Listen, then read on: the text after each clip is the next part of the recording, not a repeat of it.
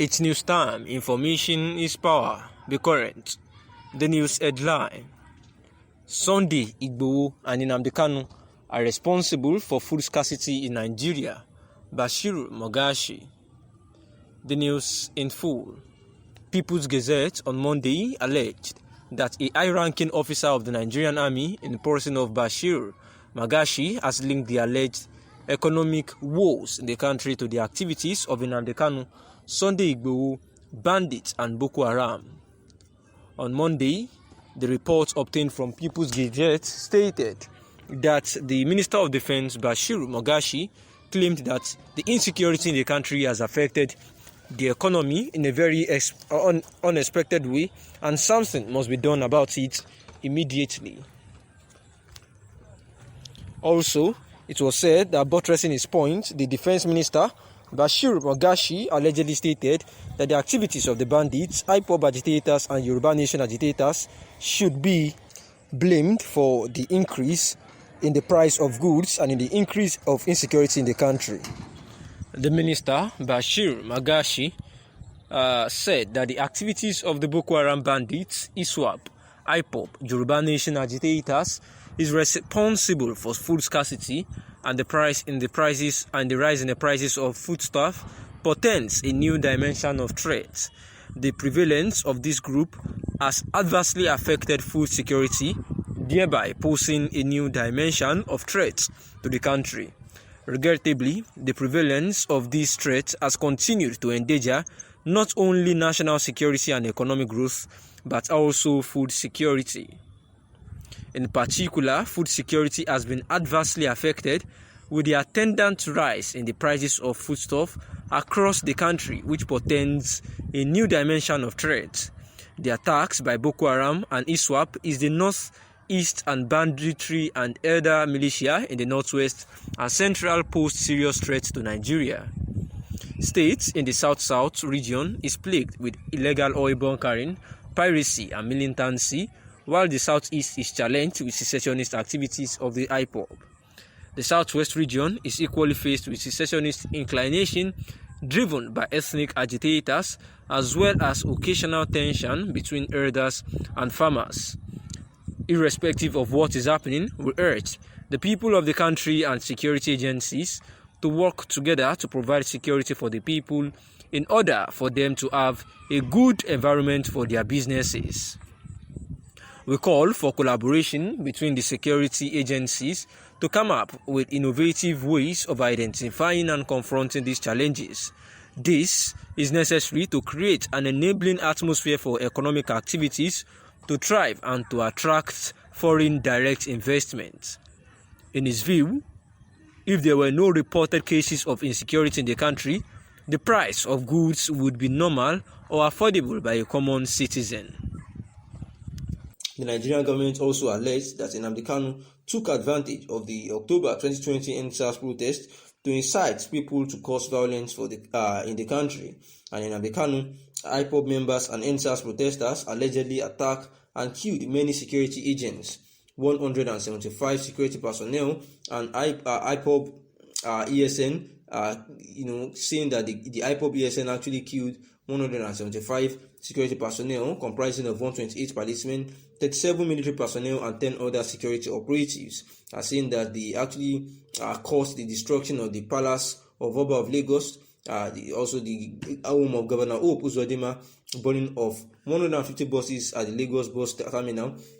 alleged killing of prominent Nigerians, including killings of traditional leaders, and many likes. Offenses like that were said by the Attorney General of the Federation that Nnamdi Kanu caused, and also that Sunday Igboho himself has link to all these happenings. And these the lawyers of Nnamdi Kanu and also of Sunday Igboho actually say Aliyu, that is Aliyu, then that of Sunday Igboho, Ifeanyi Ejiofor, they have both said quite synonymously that all these are tactics from the federal government of Nigeria to further nail their clients, and therefore the Uwanize Indigbo and also some traditional rulers just like the Oni of Ife, has advised that the federal government would only be causing more chaos and more problems for the Nigerian, for Nigeria, until they come to a rational conclusion of a common dialogue. That is, there has to be dialogue to ensure that there is peace in the country. That through dialogue, that is the only way that peace can be restored to the regions of which these agitators have come from. That there is need for the federal government to have a roundtable discussion with these secessionist agitators and see ways of which they can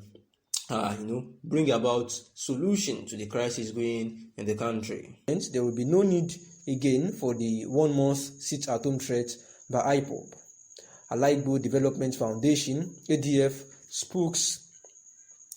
Abia Onyeke said the self-determination struggle of the Igbo nation was the most progressive step in overcoming the present crisis, which has bedevilled the chaotic Nigerian Federation and suppression of the legitimate right of Indigo as a major ethnic nationality in Nigeria.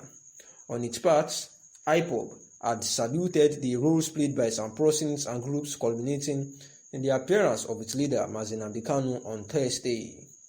The group hinted that it would not go into any form of negotiation without the unconditional release of its leader and a date fixed for Biafra referendum. IPOB's Media and Publicity Secretary, Ima Powerful, said those who play roles in producing Kanu in court had done Nigeria and DSS some great service, noting that they listened to wise counsel. And this was the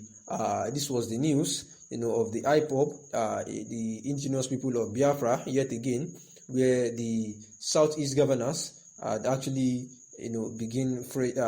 were actually appraised for their fresh moves to ensure that Nnamdi Kanu is released from the detention of the DSS, who has actually kept him in their facility for quite a while now, where Justice Binta Nyako, who is the judge, had yet again adjourned the case to November 10th, 2021. The IPOB leader, which we know is facing trial for treasonable and seditious charges, was brought from Kenya